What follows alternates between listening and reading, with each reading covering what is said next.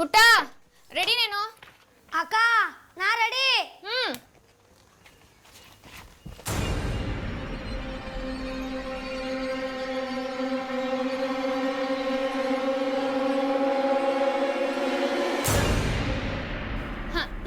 ಹೋಗೋಣ.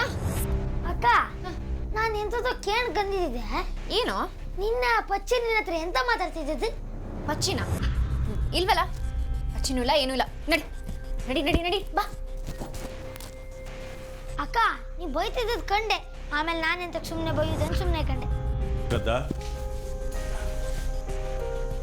ಯಾರಿಗಮ್ಮ ಬೈತಾ ಇದೀಯಾ?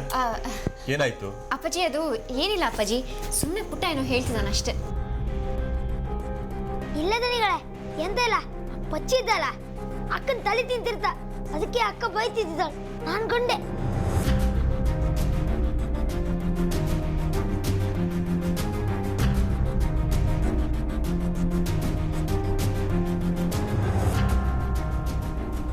ಏನಾಯ್ತಮ್ಮ ಶ್ರದ್ಧಾ?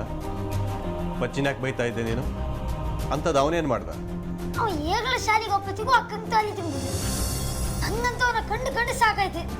ಅಕ್ಕ ಪಾಪದವಳು ಬೇರೆ, ಅವನು ಊಟ ತಿಂಡಿ ಎಲ್ಲ ತಗೊಂಡೋಗಿ ಕೊಟ್ಟದ ಆ ದಿನ.